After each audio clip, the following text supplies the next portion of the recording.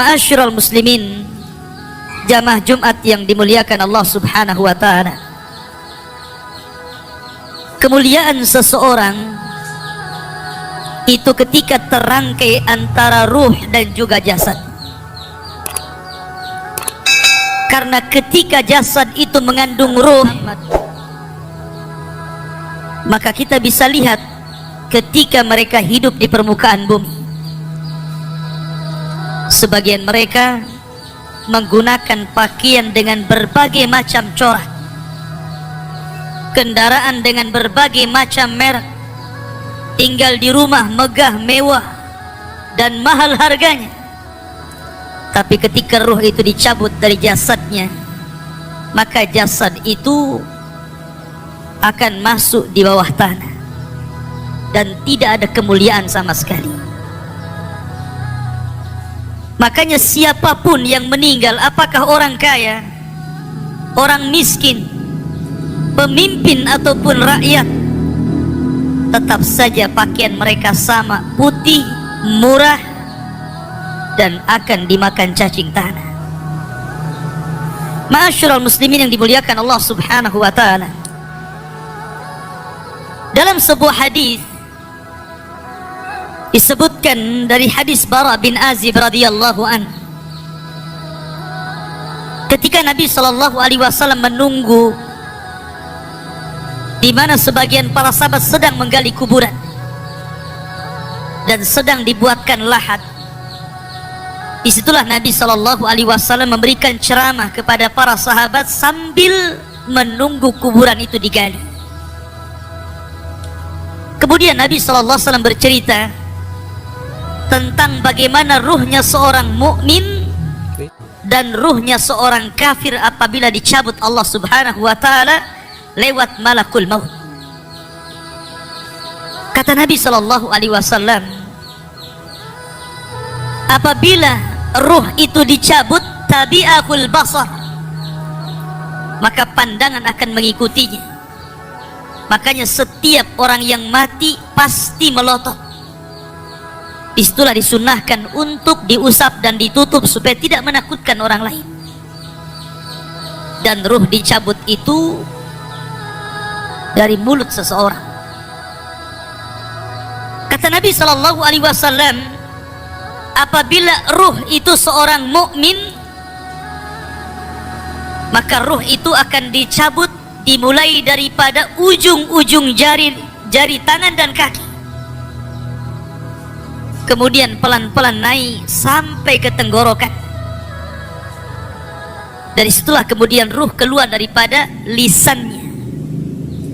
Kata Nabi SAW, keluarnya seperti air yang terakhir keluar dari botol. Anda bisa bayangkan, kalau seandainya sedang memegang botol aqua dan itu masih penuh airnya, kemudian kita tuangkan, tentu air itu akan sangat deras keluar. Tapi ketika dalam botol itu cuma satu tetes saja yang tersisa, tentu apabila kita tuangkan akan berjalan pelan-pelan. Kata Nabi sallallahu alaihi wasallam, ruhnya seorang mukmin itu ketika keluar seperti tetesan terakhir yang keluar dari mulut teko. Artinya pelan. Disitulah Allah Subhanahu wa taala mengutus 3 malaikat. Pertama malakul maut, dan yang kedua malakul rahmah. 2 malaikat rahmat yang membawa kain kafan dari sorga dan hanut, wewangian dari sorga. Disitulah 2 malaikat ini membisikkan di telinga orang yang sedang sakaratul maut dari ruh-ruhnya orang-orang yang beriman, dan mengatakan, irji'i ila rabbiki radiyatan marji, ila rabbiki radiyatan mardiyah, keluarlah dan kembalilah kepada keridhaan Allah Subhanahu wa taala. Maka ketika itu ruh tercabut oleh malakul maut, kemudian diletakkan di kain kafan dari sorga, kemudian baunya sampai membubung ke langit. Para malaikat yang di langit bertanya, itu ruhnya siapa? Maka sebagian mereka mengatakan ruhnya fulan ibn fulan. Maka pintu langit pertama dibuka, kedua, ketiga, keempat, kelima, keenam, sampai ketujuh. Di sini Allah Subhanahu wa taala berfirman, letakkan catatan amalnya di tempat yang paling tinggi fil illiyin, dan kembalikan ruh ke dalam jasadnya. Akhirnya kemudian para malaikat ini pun mengembalikan ruhnya ke dalam jasadnya. Ketika ruh itu sudah menyatu lagi dengan jasadnya, kemudian dia tersadar. Kata Nabi SAW, dia sempat mendengar suara terompah orang-orang yang mengantarnya. Ketika suara terompah orang-orang yang mengantarnya semakin jauh, semakin jauh, semakin jauh, kemudian keluar dari areal kuburan, disitulah dua malaikat yang disebutkan dalam riwayat Munkar dan Nakir bertanya tentang tiga perkara. Pertama bertanya tentang man rabbuka, siapa Tuhan. Yang kedua, wa ma nabiyuka, siapa nabimu. Dan yang ketiga, wa ma dinuka, apa agama. Maka Allah Subhanahu wa taala gambarkan orang-orang yang beriman, yusabbitullahu alladhina amanu bil qauli tsabit. Bahwa orang-orang yang beriman itu Allah mantapkan jawabannya. Apabila ditanya siapa Rabbmu, maka dia akan bertanya Allah. Apabila ditanya siapa nabimu, maka dia akan menjawab Muhammad sallallahu alaihi wasallam. Apabila ditanya apa agamamu, maka dia akan menjawab Islamlah agama. Ketika dia sanggup menjawab, tiba-tiba penyuruh dari langit mengatakan, sadaqa abdi, hambaku telah benar. Kemudian Allah Subhanahu wa taala berfirman, bentangkan kuburan itu seluas-luasnya. Kemudian hembuskan angin dari sorga. Maka tiba-tiba kuburan itu meluas. Kemudian angin dari sorga masuk ke dalam kuburan. Disitulah datang seseorang yang sangat tampan sekali, yang sangat indah sekali, yang sangat luar biasa tutur katanya. Tiba-tiba datang kemudian mengajak bicara, ngobrol. Tanpa terasa kemudian kiamat sudah dibangkitkan. Maka orang ini bertanya, siapa kamu? Kenapa kamu asik sekali berbicara dan ngobrol dengan saya? Maka orang ini mengatakan, ana amaluka saleh. Sayalah amal soleh. Sayalah solatmu. Sayalah puasamu. Sayalah qiraatul Qur'anmu. Sayalah birrul walidainmu. Sayalah zikirmu. Dan begitu seterusnya. Maka ketika itu dia berdoa kepada Allah Azza wa Jal, ya Rab, aqimis sa'ah. Ya Rab, segerakan bangkitkan kiamat agar aku bisa kembali kepada harta dan keluarga. Ini gambaran ruhnya seorang mukmin.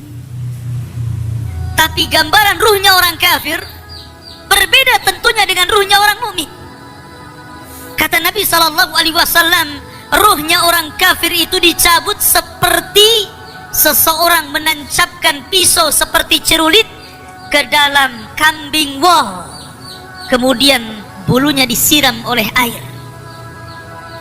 Ketika pisau yang berbentuk bengkok itu dimasukkan ke dalam bulu wol yang sangat tebal, kemudian bulu itu disiram air, kemudian dipaksa dicabut, maka tentu akan merontokkan seluruh bulu-bulunya. Begitulah gambaran Nabi SAW. Ruhnya orang kafir apabila dicabut seperti itu, akan merasakan sakit yang luar biasa. Disitulah kemudian diutus 3 malaikat, 1 malaikat maut dan 2 malaikat azab. Malaikat azab ini terus membentak-bentak ruh yang akan keluar itu dengan mengatakan, ukhruji ila sakhatin minallahi wa ghadabi, keluar engkau kepada kemarahan Allah Subhanahu wa taala dan kemurkaannya. Dari situlah ruh tidak mau keluar, tapi tetap saja oleh malaikat maut dipaksa keluar, sehingga dia merasakan sakarat, merasakan rasa sakit yang luar biasa. Maka setelah ruh itu dipaksa keluar, langsung kemudian malaikat azab memasakkan kain kafan dari neraka dengan bau busuk yang luar biasa, sehingga satu pun malaikat yang di langit tidak berani mendekatinya. Akhirnya ketika ruh sudah masuk ke dalam kain kafan berbau busuk itu, malaikat hanya bisa saling melempar satu dengan yang lain. Tidak ada yang berani mendekat. Disitulah Allah Subhanahu wa ta'ala takdirkan dia tidak bisa naik ke langit. Jangan lagi langit kedua, ketiga, keempat, keenam sampai ketujuh. Langit pertama pun tidak dibukakan pintunya. Dan itulah isyarat Al-Quran, la tufattahu lahum abwabus sama wa la yadkhuluna al-jannah hatta yalijal jamalu fi sammil khiyat. Bahwa pintu langit tidak dibukakan kepada mereka. Kalaupun dibukakan kepada mereka, mustahil. Dan mereka tidak akan masuk ke dalam sorga sampai ada cerita unta masuk ke liang jarum, kata Allah. Lihat bagaimana tersiksanya ruhnya orang kafir, ruhnya orang munafik. Maka ruh itu kemudian dijatuhkan dari langit, kemudian masuk lagi ke dalam jasadnya dengan kondisi sudah patah, kesakitan, ibarat Anda jatuh dari ketinggian. Disitulah tiba-tiba ketika sadar, dua malaikat Munkar dan Nakir sudah membentaknya. Man rabbuka, siapa Rabbmu? Dia hanya mengatakan ha la adri, aqulu kama qalan nas wa fa'altu kama fa'alan nas. Aku tidak tahu, aku tidak tahu. Aku hanya mengatakan apa yang dikatakan manusia, dan aku hanya berbuat apa yang aku lihat manusia berbuat. Hanya taklid, ikut-ikutan. Maka dia pun dipukul setiap salah menjawab dengan gada malaikat yang kalau diletakkan di gunung Uhud, hancur gunung Uhud itu, kata Nabi SAW. Kemudian ditanya tentang siapa nabinya, tidak bisa menjawab. Kemudian ditanya tentang apa agamanya, tidak bisa menjawab. Maka ketika itu datangkan laki-laki yang jelek, laki-laki yang tuli, laki-laki yang bisu, yang hanya di tangannya palu yang siap memukul-mukul dia sampai kiamat dibangkitkan. Masyarul muslimin yang dimuliakan Allah Azza wa Jalla. Ketika itu ada seruan dari langit, an kadzdzaba abdi, hambaku telah berdusta. Sempitkan kuburannya, bukakan pintu ke arah neraka, biar hembusan-hembusan neraka masuk ke dalam kuburannya. Dari sinilah Utsman bin Affan radhiyallahu anhu, seorang khalifah, apabila diceritakan surga dan neraka, Utsman tidak pernah menangis. Tapi kalau diceritakan tentang kuburan, Utsman itu langsung menangis. Alasannya apa? Kata Utsman bin Affan, karena kuburan itu yang menentukan kemana arah seseorang. Kuburan itulah yang menentukan kemana arah seseorang. Apakah dia masuk ke dalam ashabun nar atau ke ashabul jannah. Makanya Umar bin Abdul Aziz rahimahullahu ta'ala, ketika dia ziarah kubur di akhir hayatnya, kemudian dia menangis di kuburan dan dikatakan, wa ma yubki ya khalifah, apa yang membuat anda menangis wahai khalifah? Kata Umar bin Abdul Aziz, fa ana la adri min ayyi fariqaini ana, soalnya aku tidak tahu dari kelompok mana saya. Apakah saya kelompok ahlun nar ataukah ahlul jannah? Apakah saya kelompok yang akan dimasukkan ke dalam neraka ataukah saya kelompok yang akan dimasukkan ke dalam sorga? Aku tidak tahu. Dari situlah dia menangis dan menangis orang-orang di sekitarnya. Ma'asyiral muslimin yang dimuliakan Allah Subhanahu wa ta'ala.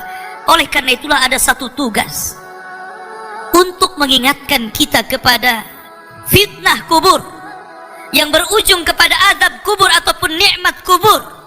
Sebuah sunnah yang sudah langka dijalankan manusia, yakni ziyaratil kubur.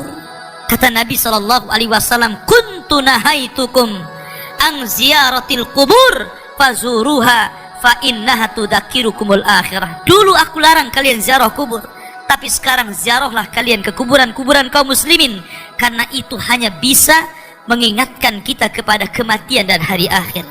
Aqulu ma tasma'un, aqulu qauli hadza, innahu huwal ghafurur rahim.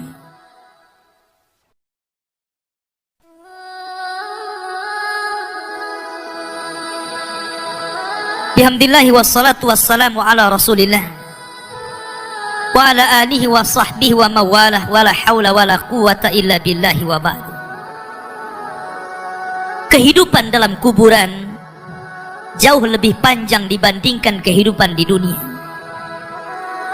Nabi SAW bersabda, a'maru ummati baina sittina wa sab'in, bahwa usia umatku itu hanya berkisar 60 sampai 70 tahun saja. Sedikit yang lewat 70 tahun.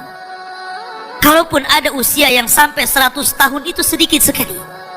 Tapi kebanyakan di bawah 70 tahun, umumnya umat Rasul itu sudah meninggal dunia. Tetapi ketika orang masuk ke dalam kuburan, usia dia di kuburan sampai kiamat ditegakkan itu panjang sekali. Anda bisa bayangkan, orang yang meninggal sejak zaman Nabi Adam sampai hari ini kiamat tidak dibangkit-bangkitkan. Orang yang meninggal di zaman Rasul sudah 1440 Hijriah, itu dari hitungan hijrah Nabi SAW, sampai hari ini pun belum dikiamat-kiamatkan, menunjukkan bahwa kehidupan kuburan jauh lebih panjang dibandingkan kehidupan dunia.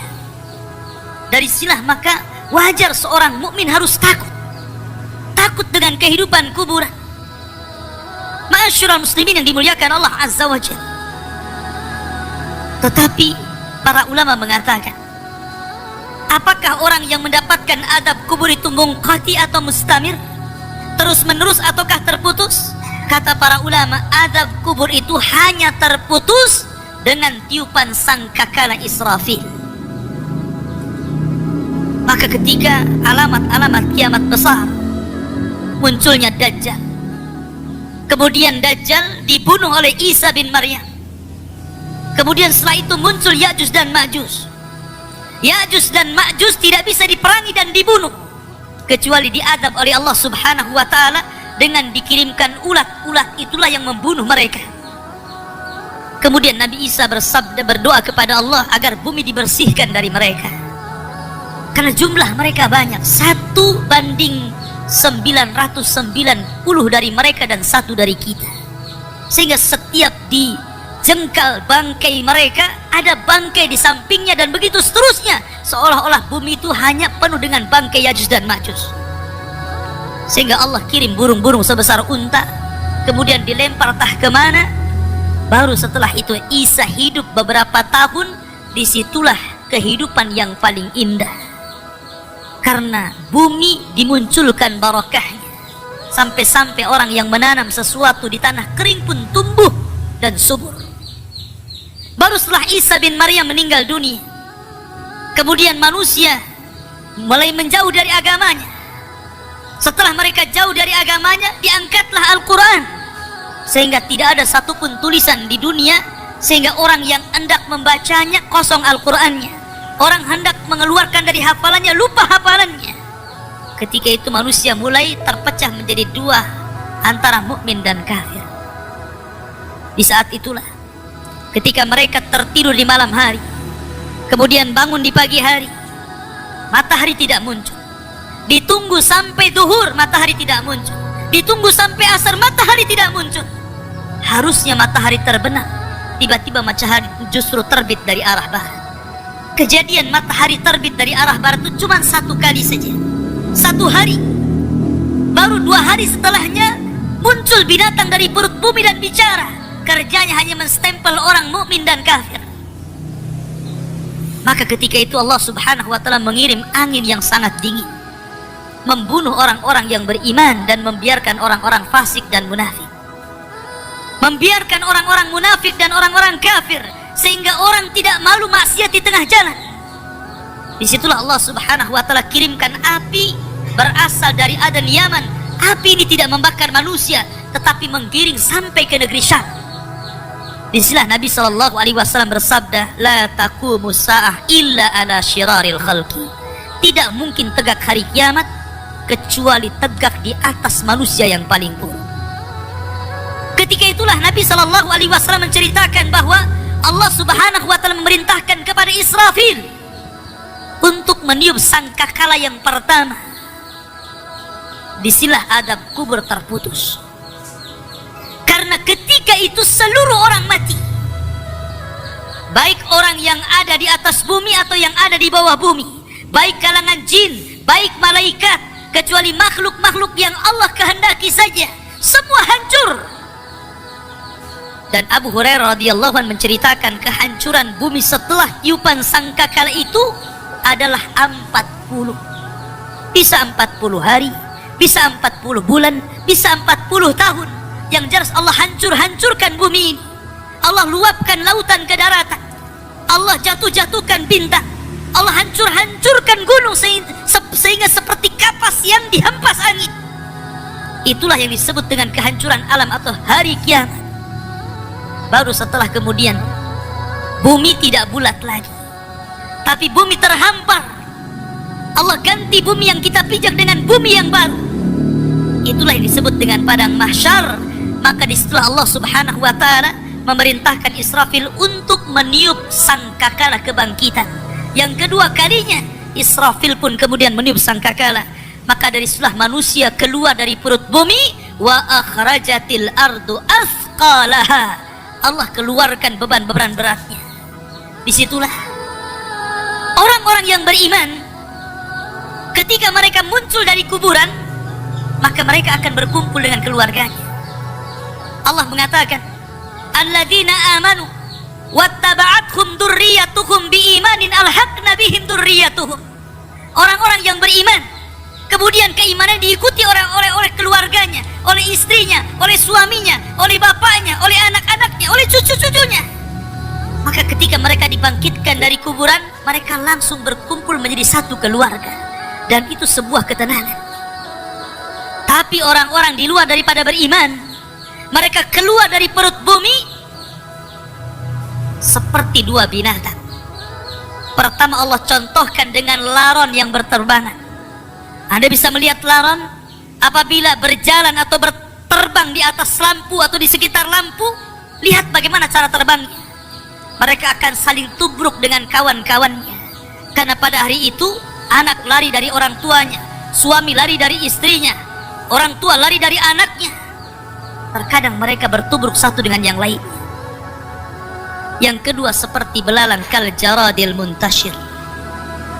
Pertama seperti laron dulu, lari sana lari sini, yang dari barat ke timur, yang dari timur ke barat, yang dari selatan ke utara, yang dari utara ke selatan. Mereka kacau sehingga mereka mengatakan, ya wailana man ba'atsana min marqadina. Celaka, siapa yang membangunkan aku dari tidurku? Tapi orang-orang yang beriman hanya mengatakan, hadza ma wa'adar rahman wa sadaqal mursalin. Inilah janji Allah kepada kalian dan benarlah ucapan para rasul. Baru setelah itu dari padang mahsyar berteriak seorang yang Allah suruh untuk berteriak. Mulailah kemudian mereka teratur. Mereka terbang seperti belalang. Karena belalang itu kalau terbang maka akan teratur dengan koloninya. Maka mereka akan berjalan ke satu titik. Disitulah yang disebut dengan padang mahsyar. Mereka akan tinggal selama 50 tahun telanjang, kembali tidak dikhitan, tidak pakai sandal, matahari dekatkan 1 mil, keringat bercucuran, tidak ada makan, tidak ada minum. Mereka berdiri 50 tahun sehingga akhirnya orang-orang saleh mereka berkumpul, datang kepada Adam minta syafaat. Adam memberikan udzur, tidak sanggup memberikan syafaat. Kata Adam, datanglah kalian kepada Nuh, karena dia Rasul pertama dalam Islam, Rasul pertama setelah aku. Maka mereka pun kemudian datang kepada Nuh. Nuh pun memberikan udzur, datanglah kalian kepada Ibrahim, karena dia Khalilur Rahman. Maka mereka datang kepada Ibrahim. Kata Ibrahim, aku tidak sanggup memberikan syafaat, datanglah kalian kepada Musa, karena dia Kalimur Rahman. Ketika mereka datang kepada Musa, kata Musa, datanglah kepada Isa. Isa pun memberikan udzur, tidak bisa. Seandainya kalian datang kepada Muhammad sallallahu alaihi wasallam itu lebih baik. Akhirnya mereka datang kepada Rasul. Rasul hanya mengatakan, analah, akan kucoba.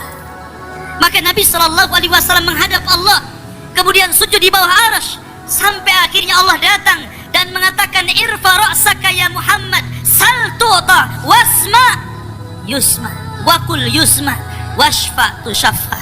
Wahai Muhammad, angkat kepala, bicaralah kau didengar, bicaralah kau didengar, mintalah kau diberi, mintalah syafaat, aku akan kau berikan syafaat.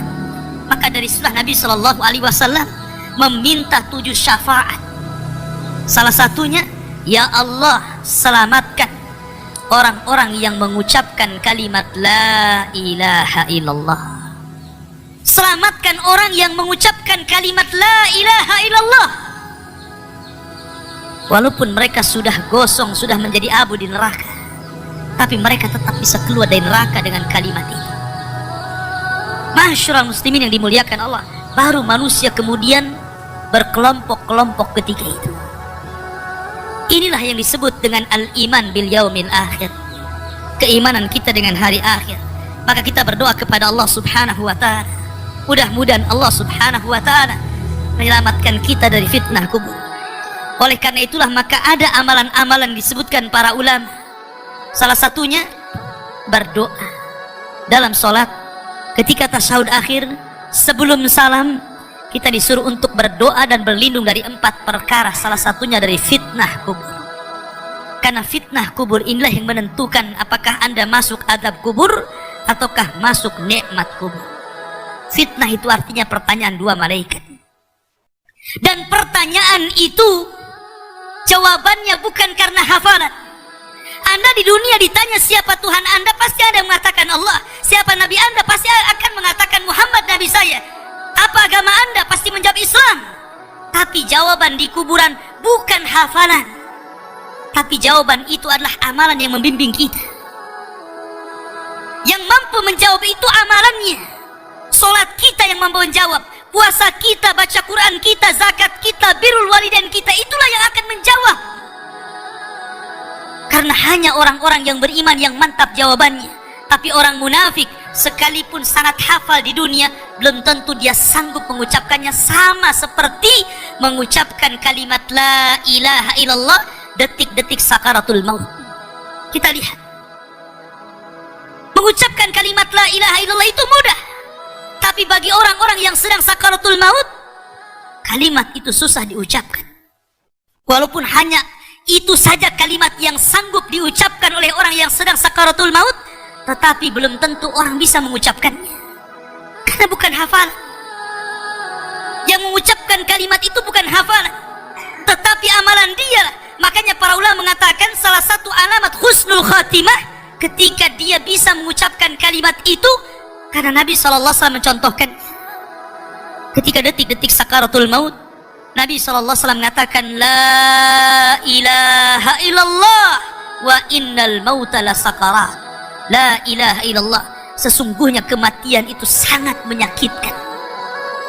Kalau Nabi SAW saja sakit ketika meninggal, tentu di luar Nabi SAW lebih sakit lagi. Tapi ingat, sakitnya seorang yang beriman ketika ruh dicabut itu awal merontokkan dosa-dosanya, tetapi sakitnya orang-orang kafir ketika dicabut itu awal dari azab dia sebelum masuk kuburan dan sebelum masuk ke dalam neraka.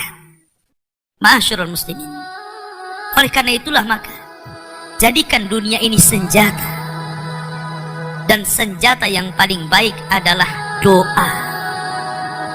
Jadikan dunia ini penjara, karena memang kita masih di penjara. Anda tidak boleh tidak meninggalkan sholat, masih tidak boleh. Kita masih harus tetap sholat, zakat, puasa, haji, berbuat baik. Jadikan dunia ini penjara, karena Rasul yang mengatakan ad-dunya sijnul mu'min, dunia ini penjara bagi orang-orang yang beriman. Kita harus terpenjara dengan ibadah. Tetapi orang-orang kafir itu sorga. Bagi mereka tidak sholat, tidak puasa, tidak zakat, itu sorga bagi mereka. Tapi orang-orang yang beriman, walaupun sesenang apapun Anda diberikan harta yang banyak sekalipun, tetap saja kewajiban sholat tidak boleh ditinggalkan. Tetap saja kewajiban zakat tidak ditinggalkan. Tetap saja kewajiban haji tidak boleh ditinggalkan, walaupun Anda sudah jadi presiden sekalipun. Karena dunia ini penjara bagi orang-orang yang beriman. Sebab kalau orang sudah mati, tidak ada perbedaan apakah Anda presiden, menteri, rakyat, orang kaya, orang biasa, sama di kuburan itu. Dan tidak bisa dibanggakan kecuali amalannya. Innallaha wa malaikatahu yusalluna 'alan nabi ya ayyuhalladzina amanu sallu 'alaihi wa sallimu taslima. Baiklah, kita banyak-banyak bersalawat kepada Nabi SAW di hari Jumat ini. Allahumma salli ala Muhammad wa ala alihi wa sahbihi wa man sara ala nahjihi ila yaumiddin. Allahumma ighfir lil muslimina wal muslimat wal mu'minina wal mu'minat al ahya'i minhum wal amwat innahu qaribun mujibu da'wah ya qadiyal hajat. Allahumma arinal haqqa haqqa warzuqna ittiba'ah wa arinal batila batila warzuqna istinabah. Allahumma nas'alukal jannah wa ma qarraba ilaiha min qawli wa amal wa na'udzubika min sakhatika wan nar. Allahumma aslih wulata umuril muslimin. Allahumma aslih wulata umuril muslimin. Allahumma aslih wulata umuril muslimin. Allahumma izzal islam wal muslimin wa adilla syirka wal kafarata wal munafikin.